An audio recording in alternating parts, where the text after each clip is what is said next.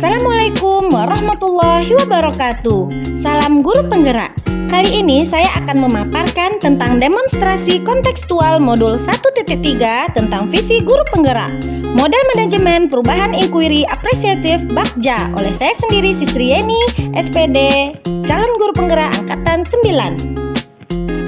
Di sini saya dibimbing oleh Bapak Sutaryono SPD SD sebagai fasilitator dan Ibu Leni Marlina SPD sebagai pengajar praktek. Tujuan pembelajaran khusus calon guru penggerak dapat menerapkan paradigma inquiry apresiatif dalam mencapai visi yang diharapkan. Selain itu, calon guru penggerak juga mampu mewujudkan Bagja menurut kalimat prakarsa perubahan diri yang telah dibuat untuk kemudian dieksplorasikan. Apa itu paradigma inquiry apresiatif? Inquiry apresiatif adalah sebuah pendekatan manajemen perubahan yang kolaboratif dan berbasis kekuatan untuk mengetahui kondisi suatu organisasi atau komunitas dalam mengembangkan perilaku suatu organisasi dan dijalankan dalam suasana yang positif dan apresiatif. Agar dapat menerapkan pendekatan inquiry apresiatif, maka langkah yang dilakukan adalah dengan menerapkan metode Bagja. Bagja terdiri dari B. Buat pertanyaan utama, A. Ambil pelajaran, G. Gali mimpi, J. Jabarkan rencana, dan A. Atur eksekusi. Dalam menyusun pernyataan prakarsa perubahan pada diri saya berpedoman pada atap. A. Awal. Awalnya saya meminta dukungan dari kepala sekolah, kerjasama guru dan wali murid, sarana teknologi di sekolah, dan kolaborasi bersama peserta didik. T. Tantangan. Tantangan yang selama ini saya hadapi, yang pertama, kurangnya semangat peserta didik masuk ke kelas. Kedua, peserta didik kurang aktif. Ketiga, kurangnya rasa percaya diri peserta didik. Keempat, suasana kelas yang monoton. Dan yang kelima, kurangnya rasa percaya peserta didik terhadap guru.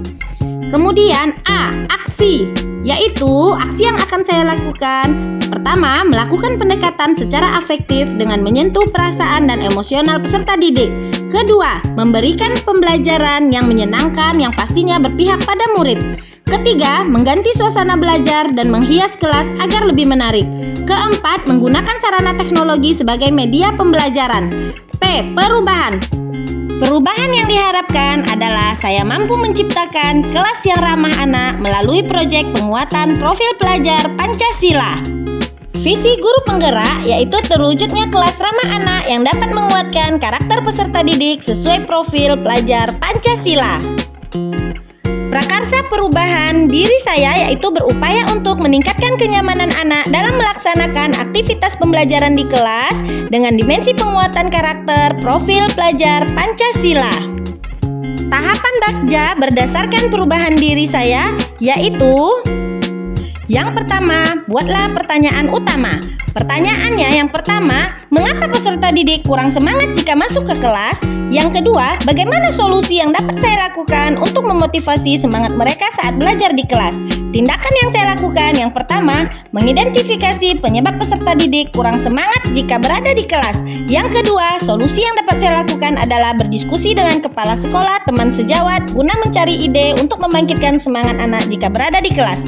Yang ketiga, solusi lain yaitu berkomunikasi dengan wali murid tentang hal-hal positif yang ada pada diri anak.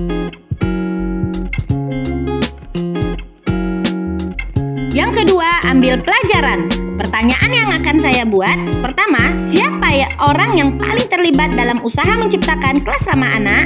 Kedua, bagaimana cara menciptakan kelas ramah anak? Yang ketiga, aktivitas apa saja yang dilakukan agar terciptanya kelas ramah anak? Tindakan yang akan saya buat yang pertama, berkolaborasi dengan kepala sekolah, teman sejawat, dan orang tua dalam menciptakan kelas yang ramah anak. Kedua, caranya mencari tahu kegiatan-kegiatan yang dapat membuat anak semangat dan aktif datang ke sekolah. Tiga, mengidentifikasi hal-hal apa saja yang akan dibuat untuk dapat mengubah suasana kelas menjadi kelas yang ramah anak. Yang ketiga, gali mimpi. Pertanyaan yang akan saya buat yang pertama, kebiasaan baru apa yang akan saya lakukan setelah kelas ramah anak saya tercipta? Yang kedua, bagaimana perasaan saya jika kelas ramah anak telah tercipta di kelas saya? Yang ketiga, Bisakah semua kelas menciptakan kelas yang ramah anak?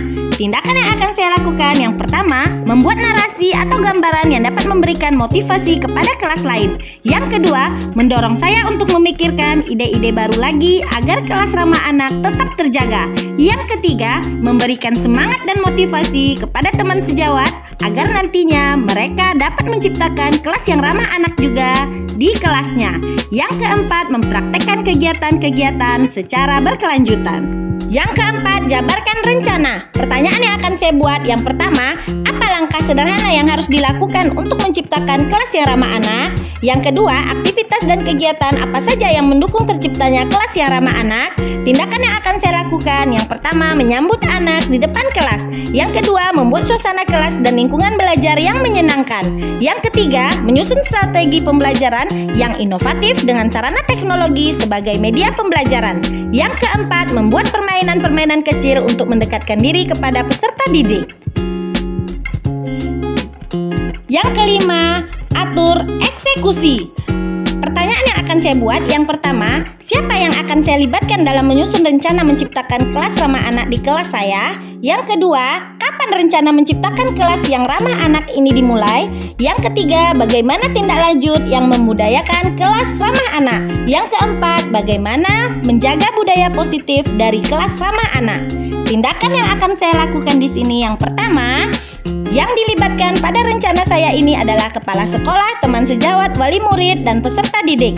Yang kedua, rencana menciptakan kelas yang ramah anak ini sedang berlangsung secara konsisten dan berkelanjutan. Yang ketiga, aktivitas yang dilakukan adalah membuat kesepakatan kelas di awal masuk, memberikan pembelajaran bermakna yang berpihak kepada murid, melakukan permainan-permainan yang dapat merangsang stimulus anak, memberikan ice breaking di tengah pembelajaran, serta memberikan penguatan di akhir pembelajaran. Yang keempat, tindak lanjut yang membudayakan kelas ramah anak adalah dengan melakukan refleksi terhadap diri sendiri.